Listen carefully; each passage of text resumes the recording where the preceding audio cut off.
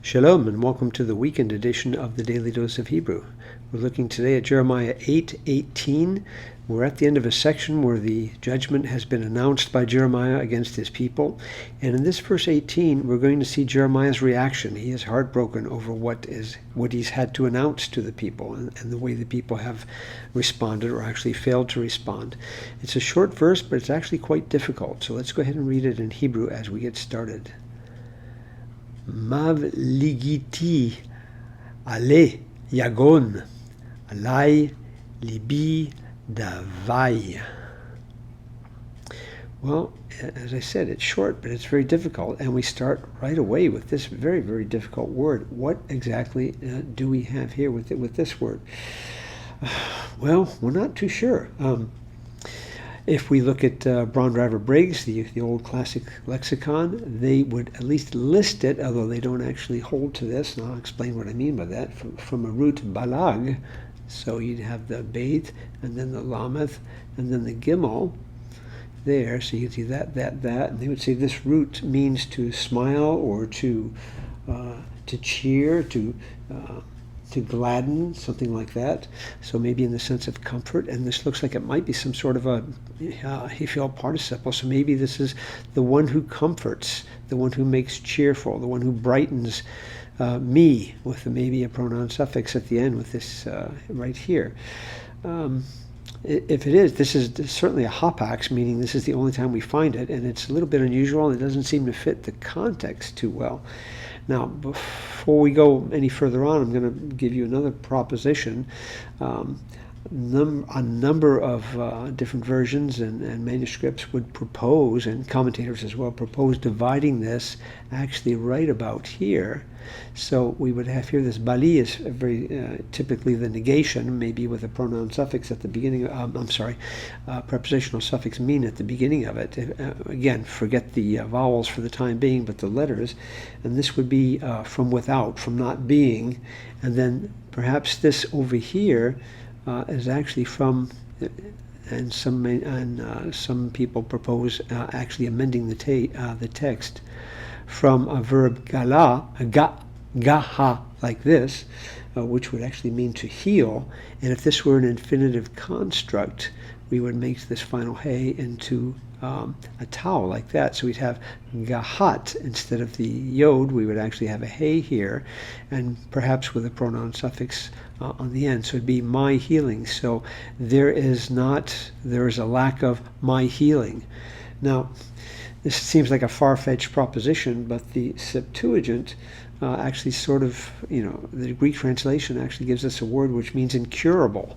So it seems to lean a little bit more in the direction of something that's not able to be cured rather than something which makes one cheerful or comforting. So we got a couple different ways of looking at this, and you're going to see it in some of the very, very standard translations as well.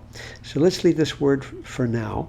We come over to here, and we have alai. Now, this in itself is a little bit difficult because we're not used to seeing this asere underneath here.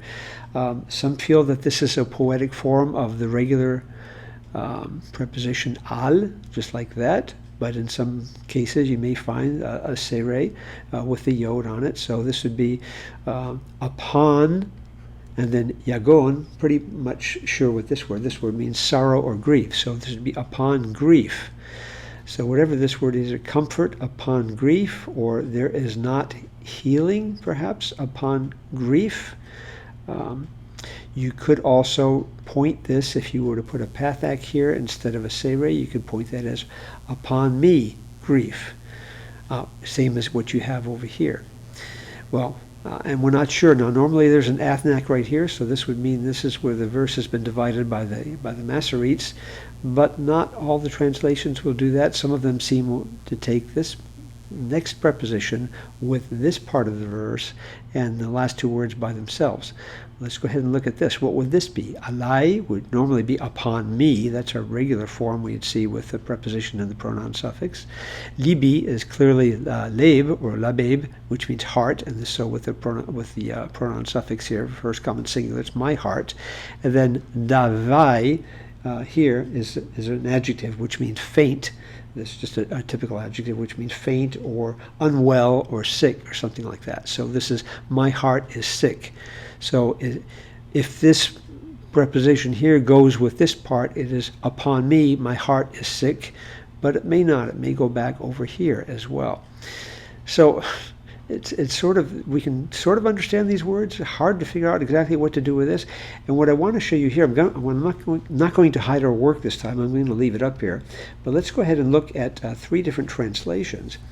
The NIV, let's start with that one. And I'm going to take 3 of our standard translations, not the more on the edges or paraphrastic translations, but 3 of our more standard translations. NIV takes, "You who are my comforter in sorrow." Now, my heart is faint within me. That's pretty standard to almost all the translations, but it's this first part.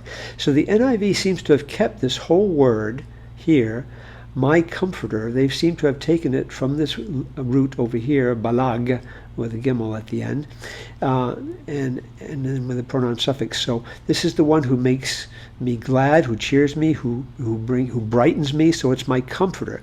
So my comforter upon, and taking this as a regular preposition, just a variant form, upon sorrow. So my comforter upon sorrow, my heart is faint within me. So they're almost taking this as a vocative on this part here, speaking to God himself. My comforter in sorrow, as I speak to you, let me tell you my situation. My heart is faint within me. So that's the NIV. Now, let's look at the ESV. My joy is gone, grief is upon me. You say, well, oh my goodness, well, how did they get from this one over to this one? Well, the NIV takes the text as it is. It appears to me like the ESV has made another proposition over here with this preposition here. They've taken this word, perhaps in the sense of brightening, in the same sense, my joy, my brightening, my cheer, my smile. But they've translated this, they've taken this preposition here as actually not a preposition, but from the verb ala, which means to go up. And some commentators have proposed this as well. So they say, my joy, taking this as from the same root, I guess, my joy has gone up. In other words, it's left me. My joy is gone. And then grief is upon me. So they seem to have taken these 2 words and put them together, even though there's an athnak there. And then my heart is sick. My heart is sick within me. So I'm not sure where they took the within me, if they took it from here or not, but or perhaps just from the pronoun suffix that's in there. My heart is sick, obviously, within me. And then another New American Standard, and we're used to seeing the New American Standard be a very literal translation. Well, they've translated, my sorrow is beyond healing. Now, the New American Standard this time is the one who seems to have divided this up clearly into not being, so this is the negative particle of existence, something that is not healing. So, not healing upon me, sorrow. So my sorrow is beyond healing. And again, this seems to follow the Septuagint's translation a little bit more, where they have a word up here which means incurable, by breaking this into 2 different words. So not possible for healing. Are you following? You tracking with me on this? It's pretty complicated, isn't it? But they seem to have taken it that way. My sorrow is beyond healing. My heart is faint within me. So the rest of it kind of drops out. In any case, Jeremiah is deeply perturbed and upset by this and disturbed by it. His heart is just totally collapsed within him, and he's going to be expressing this to the Lord. Now, one of the comments, and I think it was the New English Bible, simply had a little footnote over here saying the Hebrew here is unintelligible. Well, Hebrew here, I don't think I would say it's unintelligible. I would say the Hebrew here is very difficult, and you have a number of different possible ways of translating it, and it may be a case where we have to amend the text just a little bit, but it's not totally unintelligible. We have a couple of good possibilities, and it could be one or the other, and the general sense in any case is clear.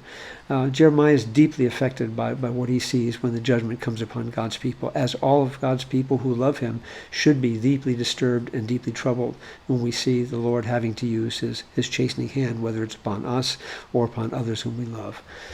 We'll check back with us soon as we continue working through Jeremiah chapter 8 in the weekend edition of the Daily Dose of Hebrew. Shalom.